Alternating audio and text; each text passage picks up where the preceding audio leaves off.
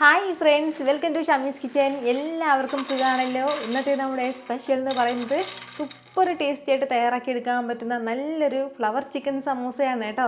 അപ്പോൾ ഈ വീഡിയോ ഇഷ്ടമായാൽ ഇതൊന്ന് ലൈക്ക് ചെയ്യാനും കൂടെ തന്നെ സബ്സ്ക്രൈബ് ചെയ്യാനും ആ തൊട്ടടുത്ത് കാണുന്ന ബെല്ലൈക്കൻ്റെ ഓൾ മറക്കാതെ കൂടെ ഒന്ന് പ്രസ് ചെയ്തേക്കണേ. എന്നാൽ ശരി, എന്തെങ്ങനെയാണ് തയ്യാറാക്കുന്നത് വേഗം ഒന്ന് കണ്ടു നോക്കാം. നമ്മുടെ ഈ ഫ്ലവർ ചിക്കൻ സമൂസ തയ്യാറാക്കി എടുക്കാനായിട്ട് ആദ്യം നമുക്ക് വേണ്ടത് ഗോതമ്പ് പൊടിയാണ്. 1 കപ്പ് നിറയെ ഞാനിപ്പോൾ ഗോതമ്പ് പൊടി എടുത്തിട്ടുണ്ട്. 125 ഗ്രാം അളവിലാണ്. അത് നമുക്കൊരു ബൗളിലേക്ക് ചേർത്ത് കൊടുക്കാം. കൂടെ പിന്നെ ഇതിനോടൊപ്പം വേണ്ടത് ഒരു 1/4 കപ്പ് അളവിൽ മൈദ മാവും കൂടിയാണ്. നമുക്ക് കംപ്ലീറ്റ് ആയിട്ട് ഗോതമ്പ് പൊടിയിൽ വേണമെന്നുണ്ടെങ്കിൽ അങ്ങനെയും തയ്യാറാക്കാവുന്നതാണ്. കൂടെ പിന്നെ നമുക്കിതിലേക്ക് വേണ്ടത് ഒരു 1/4 ടീസ്പൂൺ അളവിൽ അയമോദകം കൂടിയാണ്. ഓമം എന്നും പറയും. അപ്പോൾ നമ്മുടെ സൂപ്പർ മാർക്കറ്റിലും അങ്ങാടിക്കടയിലൊക്കെ കിട്ടുന്നതാണ് കേട്ടോ ഈ അയമോദകം. ചെറുതായിട്ട് കയ്യിൽ വെച്ചൊന്ന് പ്രസ് ചെയ്തിട്ട് വേണം കേട്ടോ ഈ അയമോദകം ചേർക്കാനായിട്ട്. എങ്കിൽ മാത്രമേ ആ ഫ്ലേവർ കംപ്ലീറ്റ് ആയിട്ട് നമ്മുടെ മാവിലേക്ക് ഉണ്ടാവുള്ളൂ. ഇനി നമുക്കിതിലേക്ക് വേണ്ടത് നെയ്യാണ്. 1 ടീസ്പൂൺ അളവിൽ തന്നെ നെയ്യ് കൂടി ചേർക്കാം. നെയ്യും ചേർത്ത് കൊടുത്തിട്ട് നല്ല രീതിക്ക് ഇതെല്ലാം കൂടി ഒന്ന് യോജിപ്പിച്ചെടുക്കാം. നമ്മുടെ നെയ്യെല്ലാം മാവിൽ നന്നായിട്ടൊന്ന് പിടിച്ച് കിട്ടണം. ആ ഒരു രീതിക്ക് ഒന്ന് മിക്സ് ചെയ്ത് കൊടുക്കാവുന്നതാണ്. ഇതുപോലെ നന്നായിട്ട് എല്ലാം കൂടി ഒന്ന് മിക്സ് ചെയ്ത് എടുത്തിട്ടുണ്ട്. അപ്പോൾ നമ്മളിതിലേക്ക് ഉപ്പ് ചേർത്തിട്ടില്ല. ആവശ്യത്തിനുള്ള ഉപ്പും കൂടി ഒരു സമയം ചേർക്കാം. ഈ ഒരു രീതിക്ക് നന്നായിട്ട് ഇതെല്ലാം ഒന്ന് യോജിപ്പിച്ച് കഴിഞ്ഞാൽ ഇനി നമുക്കിതിലേക്ക് ആവശ്യത്തിനുള്ള വെള്ളം ചേർത്ത് കൊടുത്ത് നന്നായിട്ട് ചപ്പാത്തിയുടെ മാവ് കുഴച്ചെടുക്കില്ലേ, ആ ഒരു രീതിക്ക് ഒന്ന് കുഴച്ചെടുക്കാവുന്നതാണ്. ഇളം ചൂട് വെള്ളം വേണം കേട്ടോ ചേർക്കാനായിട്ട്. കുറച്ച് വെള്ളം ചേർത്ത് നന്നായിട്ട് ഒന്ന് യോജിപ്പിച്ചെടുക്കാവുന്നതാണ്. ഇതുപോലെ ഈ ഒരു രീതിക്ക് നന്നായിട്ട് ഞാനൊന്ന് കുഴച്ചെടുത്തിട്ടുണ്ട് നമ്മുടെ മാവ്. അപ്പോൾ ഇന്ന് കുഴച്ചെടുത്ത് കഴിഞ്ഞാൽ പിന്നെ നമുക്ക് വേണ്ടത് ഇതൊരു 15 മിനിറ്റ് ഇങ്ങനെ ഒന്ന് റെസ്റ്റ് ചെയ്യാൻ വേണ്ടി വെക്കാം. അത്രയും സമയം കൊണ്ട് തന്നെ മാവ് നല്ലതുപോലെ ഒന്ന് സോഫ്റ്റായി കിട്ടും കേട്ടോ. അപ്പോൾ നമുക്കിതൊന്ന് അടച്ചു വേണം വെക്കാനായിട്ട്. ഈ ഒരു സമയം കൊണ്ട് നമുക്ക് ചെറിയൊരു ഫില്ലിംഗ് ഒന്ന് തയ്യാറാക്കി എടുക്കാനായിട്ടുണ്ട്. ഇനി നമുക്ക് വേണ്ടത് ഞാനിപ്പോൾ അത്യാവശ്യം വലിയ ഉരുളക്കിഴങ്ങിൽ ഒരു 2 ഉരുളക്കിഴങ്ങ് എടുത്തിട്ടുണ്ട്. എന്നിട്ട് നല്ലതുപോലെ ഒന്ന് വേവിച്ചെടുത്തിട്ട് ഒരു ഗ്രേറ്ററിൽ വെച്ചൊന്ന് ഗ്രേറ്റ് ചെയ്തെടുത്തതാണ്. കട്ടകളൊന്നും ഇല്ലാതിരിക്കാനാണ് കേട്ടോ ഒന്ന് ഗ്രേറ്റ് ചെയ്തെടുത്തിട്ടുള്ളത്. അല്ലാന്നുണ്ടെങ്കിൽ കൈ വെച്ചിട്ട് തന്നെ ഒന്ന് പൊടിച്ചെടുക്കാവുന്നതാണ്. അപ്പോൾ വേവിച്ചെടുത്ത് 2 ഉരുളക്കിഴങ്ങ് ചേർത്ത് കൊടുക്കാം. തീരെ ചെറുതാണെന്നുണ്ടെങ്കിൽ ഒരു 3 ഉരുളക്കിഴങ്ങ് നമുക്ക് ഇതിലേക്ക് ആവശ്യമായിട്ടുണ്ട്. ഇനി നമുക്കിതിലേക്ക് വേണ്ടത് ചിക്കനാണ്. 100 ഗ്രാം അളവിലാണ് കേട്ടോ ഞാനിപ്പോൾ ചിക്കൻ എടുത്തിട്ടുള്ളത്. എല്ലില്ലാത്ത കഷ്ണം നോക്കി വേണം എടുക്കാനായിട്ട്. എന്നിട്ട് ഇതൊരു മിക്സിയുടെ ജാറിലേക്ക് മാറ്റി നല്ലതുപോലെ തന്നെ ഒന്ന് പേസ്റ്റ് പോലെ ഒന്ന് അരച്ചെടുക്കാവുന്നതാണ്. നമ്മുടെ ചിക്കൻ്റെ വലിയ പീസുകളൊന്നും ഇല്ലാത്ത രീതിയിൽ വേണം കേട്ടോ നമ്മളൊന്ന് അരച്ചെടുക്കാനായിട്ട്.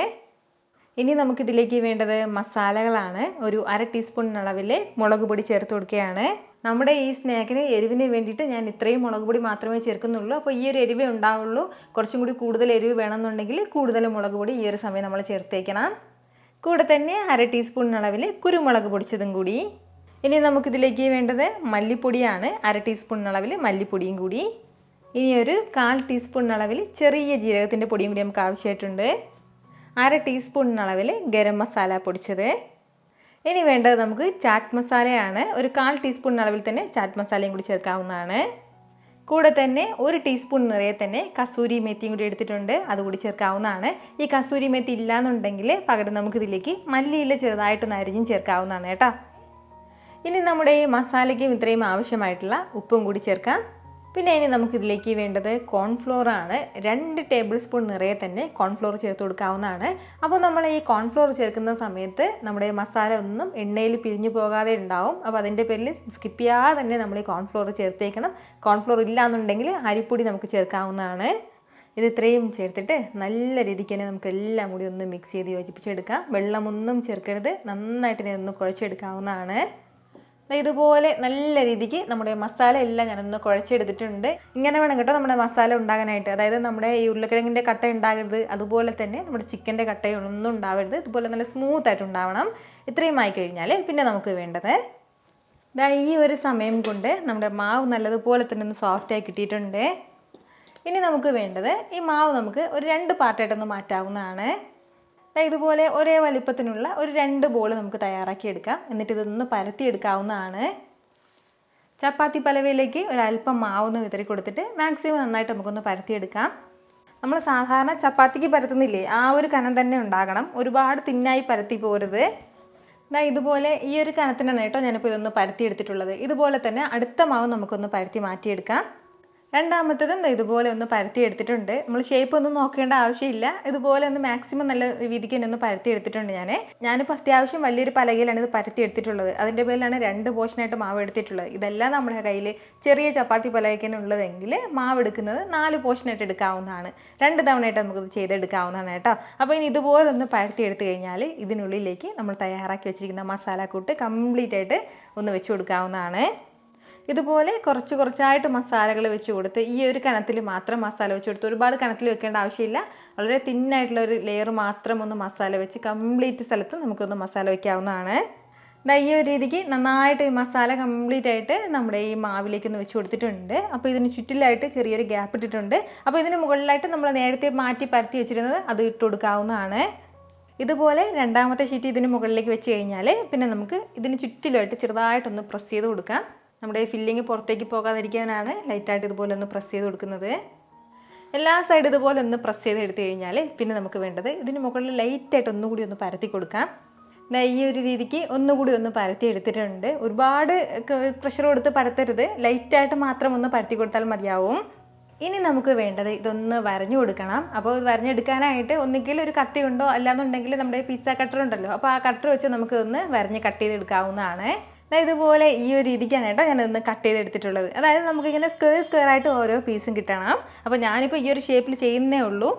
ഇനി നമുക്ക് വേണ്ടത് ഇതിന് ഓരോ പീസാക്കിയിട്ട് എടുത്തിട്ട് ഒരു 2 അറ്റം ഒന്ന് കൂട്ടിപ്പിടിച്ച് കൊടുക്കണം. എന്നിട്ട് വീണ്ടും ബാക്കിയുള്ള 2 അറ്റം തിരിച്ച് വെച്ചിട്ട് ഒന്നുകൂടി ഒന്ന് പ്രസ് ചെയ്ത് കൊടുക്കണം. അപ്പോഴത്തേക്കും നല്ല സൂപ്പറായിട്ടുള്ളൊരു ഷേപ്പ് നമുക്ക് കിട്ടും. ഇതുപോലെ ഒരു ശംഖ് പോലത്തെ ഒരു ഷേപ്പ് നമുക്ക് കിട്ടും. ഈ ഒരു ഷേപ്പിൽ തന്നെയല്ല, നമുക്ക് ഇഷ്ടമുള്ള ഏത് ഷേപ്പിൽ വേണമെങ്കിലും ചെയ്തെടുക്കാവുന്നതാണ് കേട്ടോ. ഓരോരുത്തരുടെയും ആ ഒരു ഐഡിയയ്ക്ക് അനുസരിച്ചിട്ട് ആ ഓരോ ഷേപ്പിൽ നമുക്ക് ചെയ്തെടുക്കാവുന്നതാണ്. വളരെ ഈസിയാണ് ഈ ഒരു രീതിക്ക് നമുക്കൊന്ന് ചെയ്തെടുക്കാനായിട്ട്. അപ്പോൾ ഇതുപോലെ തന്നെ നമുക്ക് ബാക്കിയുള്ളതൊന്ന് ചെയ്തെടുക്കാവുന്നതാണ്. ഇതുപോലെ ഈ ഒരു രീതിക്ക് എല്ലാം ഒന്ന് ഷേപ്പ് ചെയ്ത് എടുത്തിട്ടുണ്ട്. അപ്പോൾ നമ്മൾ എടുത്തിട്ടുണ്ടായിരുന്ന അത്രയും മാവിൽ നിന്നും ഇത്രയുമാണ് കേട്ടോ നമുക്ക് കിട്ടിയിട്ടുള്ളത്. ഈ ഒരു അളവിലാണ് നമുക്ക് കിട്ടിയിട്ടുള്ളത്. അപ്പോൾ ഇനി നമുക്ക് ഉടൻ തന്നെ ഒന്ന് പൊരിച്ചെടുക്കാവുന്നതാണ്. അതല്ല നമുക്കിത് ഫ്രീസ് ചെയ്യണമെന്നുണ്ടെങ്കിൽ നല്ല സിപ്പ് ലോക്കറിൽ നമുക്ക് ഫ്രീസ് ചെയ്യാം. അതല്ലെങ്കിൽ ഒരു എയർടൈറ്റായിട്ടുള്ള ഒരു ബോക്സിൽ നമുക്ക് ഫ്രീസറിൽ ഇത് ഫ്രീസ് ചെയ്യാവുന്നതാണ്. 1 വീക്ക് വരെ അങ്ങനെ വെച്ചിരിക്കാവുന്നതാണ് കേട്ടോ. അപ്പോൾ നമുക്ക് എപ്പോഴാണ് ഇത് പൊരിക്കാൻ ആവശ്യം അതിനൊരു അരമണിക്കൂർ മുമ്പ് എടുത്ത് പുറത്ത് വെച്ച് ആ ഒരു ഫ്രീസിങ് ഒക്കെ മാറിയതിന് ശേഷം നമുക്ക് പൊരിച്ചെടുക്കാവുന്നതാണ്. ഞാനിപ്പോൾ ഇത് ഉടൻ തന്നെ ഒന്ന് പൊരിച്ചെടുക്കുകയാണ്. പൊരിച്ചെടുക്കാനുള്ള എണ്ണ നന്നായിട്ടൊന്ന് ചൂടായി കഴിഞ്ഞാൽ ഇതിലേക്ക് നമുക്ക് ഓരോന്നായിട്ട് ഇട്ട് കൊടുക്കാവുന്നതാണ്. ആദ്യം എണ്ണ നല്ലതുപോലെ ചൂടായിട്ടുണ്ടാവണം. അതിനുശേഷം ഫ്ലെയിം ഒന്ന് മീഡിയത്തിനും ലോക്കും ഇടയിൽ വെച്ചിട്ട് വേണം കേട്ടോ നമ്മളൊന്ന് ഫ്രൈ ചെയ്തെടുക്കാനായിട്ട്. കടായിലേക്ക് കുറച്ച് കൂടുതൽ എണ്ണ ചേർക്കുകയാണെന്നുണ്ടെങ്കിൽ നമ്മൾ തയ്യാറാക്കി വെച്ചിരിക്കുന്ന എല്ലാം കൂടി ഒരുമിച്ച് തന്നെ നമുക്ക് വറുത്തെടുക്കാവുന്നതാണ്. എല്ലാ പീസസും എണ്ണയിലേക്ക് ചേർത്ത് കൊടുത്തു കഴിഞ്ഞാൽ പിന്നെ ഒന്ന് ഫ്ലെയിം ഒന്ന് മീഡിയത്തിൽ വെച്ചിട്ട് ഒരു 2 മിനിറ്റ് നമ്മളൊന്ന് ഇളക്കാൻ വേണ്ടി നിൽക്കരുത്. 2 മിനിറ്റിന് ശേഷം മാത്രം പതുക്കെ ഒന്ന് ഇളക്കി കൊടുക്കാവുന്നതാണ്. ഇതിപ്പോൾ ഒരു 2 മിനിറ്റോളം ആയിട്ടുണ്ട്. ഇനി നമുക്ക് ചെറുതായിട്ടൊന്ന് ഇളക്കി കൊടുക്കാം. നമ്മുടെ ഈ മസാല കുട്ടൊക്കെ എണ്ണയിലേക്ക് പിരിഞ്ഞു പോകുന്നുള്ള പേടിയേ വേണ്ട. മസാല ഒട്ടും തന്നെ എണ്ണയിലേക്ക് പിരിഞ്ഞു പോകില്ല. പ്രത്യേകിച്ച് ശ്രദ്ധിക്കേണ്ടത് നമ്മൾ ചിക്കൻ വേകാതെയാണ് ഇതിൽ ചേർത്തിട്ടുള്ളത്. അപ്പോൾ ആ ചിക്കൻ വേകുന്ന ആ ഒരു സമയം ഏകദേശം ഒരു 10 മിനിറ്റോളമെങ്കിലും നമ്മൾ നല്ലതുപോലെ ഒന്ന് ഫ്രൈ ചെയ്തെടുക്കേണ്ടതായിട്ടുണ്ട്. അതായത് നല്ല ക്രിസ്പി ആകുന്നതുവരെ ഒന്ന് ഫ്രൈ ചെയ്തെടുക്കണം. അത്രയും സമയം കൊണ്ട് തന്നെ നമ്മുടെ ചിക്കൻ എല്ലാം നന്നായിട്ട് തന്നെ വെന്തിട്ടുണ്ടാവും. ഇത് പൊരിച്ചെടുക്കുന്ന സമയത്ത് ഫ്ലെയിം എല്ലായ്പ്പോഴും മീഡിയത്തിൽ തന്നെ വെച്ചിരിക്കാവുന്നതാണ് കേട്ടോ. പിന്നെ ഞാനിതിപ്പോൾ ഷേപ്പ് ചെയ്തിട്ടുള്ളത് കുഞ്ഞു കുഞ്ഞു പീസായിട്ടാണ്. ഇതല്ല കുറച്ചും കൂടി വലിയ പീസാക്കിയിട്ട് നമുക്ക് എടുക്കണം എന്നുണ്ടെങ്കിൽ അങ്ങനെ നമുക്ക് ചെയ്യാവുന്നതാണ് കേട്ടോ. ഇതുപോലെ നന്നായിട്ട് പുറം ഭാഗം മുരിഞ്ഞ് കിട്ടിയിട്ടുണ്ട് കേട്ടോ. അപ്പോൾ ഇനി നമുക്കിത് എടുക്കാവുന്നതാണ്. ഇനി ഒരുപാട് സമയത്ത് നമ്മൾ ഫ്രൈ ചെയ്യേണ്ട ആവശ്യമില്ല. ഒരു സ്പെഷ്യൽ ടേസ്റ്റിലാണ് കേട്ടോ നമുക്ക് ഈ സ്നാക്ക് കിട്ടുന്നത്. എല്ലാവർക്കും നന്നായിട്ട് ഇഷ്ടമാകുന്ന ഒരു ടേസ്റ്റ് തന്നെയാണ്. ട്രൈ ചെയ്ത് നോക്കുന്നവരൊക്കെ മറക്കാതെ നിങ്ങളുടെ ഫീഡ്ബാക്ക് കൂടി എനിക്കൊന്ന് അറിയിച്ചേക്കണം. കാരണം നിങ്ങളുടെ ഫീഡ്ബാക്ക് കാണുമ്പോഴായിരിക്കും അത് മറ്റുള്ളവർക്കും തയ്യാറാക്കി നോക്കണം എന്നുള്ളൊരു പ്രചോദനം ഉണ്ടാകുന്നത്.